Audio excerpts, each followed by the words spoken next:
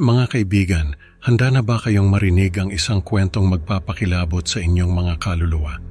Sa episode na ito ng Creepy Pinoy Stories, samahan niyo ako sa paglalakbay ni Carol sa isang misteryosong pasilidad na tinatawag na santuario. Sa kanyang pagbisita, matutuklasan niya ang mga lihim na itinatago ng mga guwardya at doktor at ang mga pasyenteng nagdurusa sa mga kakaibang eksperimento. Ano ang mga nakatagong katotohanan sa likod ng pinto ng Silid 143? Huwag kayong bibitaw at alamin natin ang buong kwento. Magandang araw po sa inyo mga tagapakinig. Ako nga pala si Carol at maraming salamat sa pakikinig sa aking kwento. Nakatira kami ngayon dito sa Maynila. Lumipat kami dito nung malipat ng trabaho si Papa. Ako'y isang simpleng empleyado sa isang architectural firm at madalas akong ma-assign sa iba't ibang proyekto. Ang kwento ko ay tungkol sa isang lumang pasilidad na tinatawag na santuario kung saan ako na-assign. Pagpasok ko sa santuario, agad kong naramdaman ang kabigatan ng kapaligiran. Ang mga pasyente ay naglalakad sa mga pasilyo, ang ilan ay lumilitaw na wala sa kanilang sarili, habang ang iba naman ay tahimik na nakaupo sa mga sulok. Habang ini-inspeksyon ko ang mga plano para sa proyekto, napansin ko ang mga gwardiya na mahigpit ang pagbabantay, na nagpapakita ng kahirapan ng buhay para sa mga pasyente dito. Mr. Lauro, mukhang maraming pasyente dito ang nangangailangan ng tulong, sabi ko habang tinitingnan ang mga plano. Oo, Carol. Kaya nga gusto kong magpatayo ng bagong pasilidad para sa kanila, sagot niya. Habang nag-uusap kami, napansin ko ang mga pasyente na dumadaan. Ang kanilang mga mata ay nagpapahiwatig ng kalungkutan at pagdurusa na para bang may malalim na sugat sa kanilang mga kaluluwa. Sa aking pag-uwi, hindi ko maalis sa isipan ang mga mukha ng mga pasyente. Naaalala ko ang sarili kong mga karanasan sa kalusugang pangkaisipan at naisip kong baka may magagawa akong tulong para sa kanila.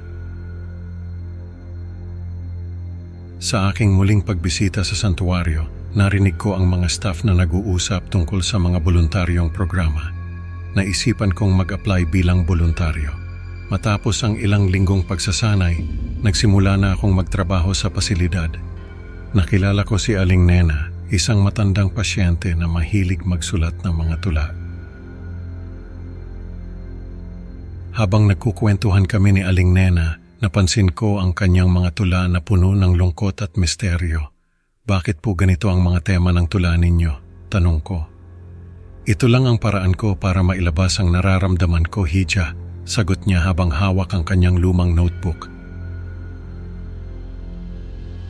Sa bawat araw na lumilipas, mas lalo akong nagiging malapit sa mga pasyente.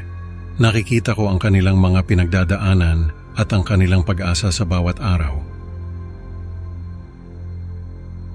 Nung isang araw, napansin ko na mas maluwag na ang pagbabantay ng mga guwardya. Nagkaroon ako ng pagkakataon na maglibot sa iba't ibang seksyon ng pasilidad. Habang naglalakad, nakita ko ang mga pasyente na may mga sugat at pasa. Bakit ganito ang kalagayan nila? Tanong ko sa sarili. Sa isang pasilyo, may pinto akong napansin na may tatak na Silid 143. Nagtaka ako kung ano ang nasa likod nito. Kuya Guard, ano po ang nasa likod ng pinto na iyon? Tanong ko. Wala yan, infirmary lang. Pero hindi ka pwedeng pumasok doon, sagot niya. Hindi ako mapakali. Ano kaya ang lihim na itinatago nito? Sa mga susunod na araw, pinag-aralan ko ang kilos ng mga gwardiya. Naghahanap ng pagkakataon para masilip ang likod ng pinto.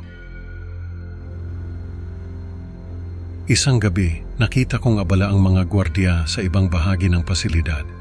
Dahan-dahan akong lumapit sa pinto at binuksan ito. Pumasok ako sa madilim na koridor.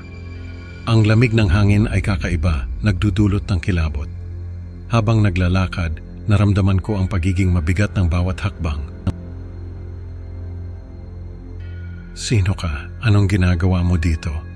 Narinig kong bulong mula sa kadiliman. Ako si Carol, voluntaryo dito. Sagot ko, nanginginig ang boses. Nagpatuloy ako.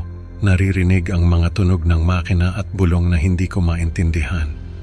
"Tulungan mo kami," sabi ng isang boses. Napahinto ako at lumingon ngunit wala akong nakita. Sa dulo ng koridor, may pinto akong nakita na mas matanda kaysa sa iba. Binuksan ko ito at pumasok. Sa loob nakita ko ang mga pasyente na nakagapos sa mga kama, sumasailalim sa kakaibang eksperimento. Ang eksena sa loob ng silid ay isang bangungot. Ang mga pasyente ay sumisigaw sa sakit habang ang mga doktor walang pakialam. Hindi ko alam kung anong gagawin ko. "Ano ang ginagawa ninyo sa kanila?"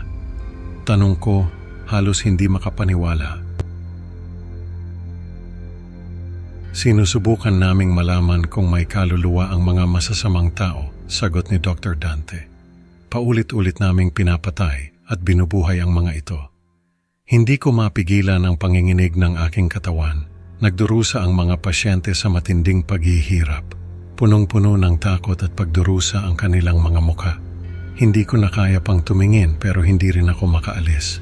"Hindi ito tama. Kailangan nating itigil ito." Sigaw ko, ngunit walang nakikinig. "Ito ang paraan para malaman natin ang katotohanan," sabi ni Dr. Efren. "Kailangan nating malaman kung may kaluluwa nga ba sila." Sa bawat eksperimento, mas lalong nagiging malupit ang mga doktor. Nawawala na ng pag-asa ang mga pasyente. Parang mga katawan na lang na walang laman. Isang araw nakita ko ang mga pasyente na ginagamit bilang mga manggagawa sa labas ng pasilidad. Hindi sila makapagsalita, ngunit puno ng kalungkutan ang kanilang mga mata.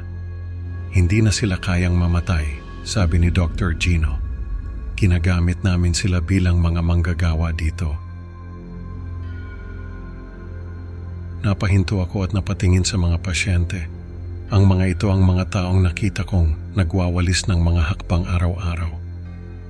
Hindi ito maaari. Bulong ko sa sarili ko, nanginginig sa takot. Bago ako mawalan ng malay, narinig ko si Dr. Dante na nagsabi, "Naniniwala ka bang may kaluluwa ka, Carol?" Ang tanong na yon ay nag-iwan ng malalim na takot at pag-aalinlangan sa aking isipan. Mga kaibigan, ang kwentong ito ay nagpapaalala sa atin na ang pag-usisa minsan ay nagdadala ng matinding kapahamakan. Maraming salamat sa pakikinig sa Creepy Pinoy Stories. Huwag kalimutang mag-like at mag-subscribe para sa mas marami pang nakakatakot na kwento. Hanggang sa susunod na upload mga kaibigan, tandaan sa bawat sulok ng dilim may lihim na naghihintay. Paalam at ingat sa mga anino.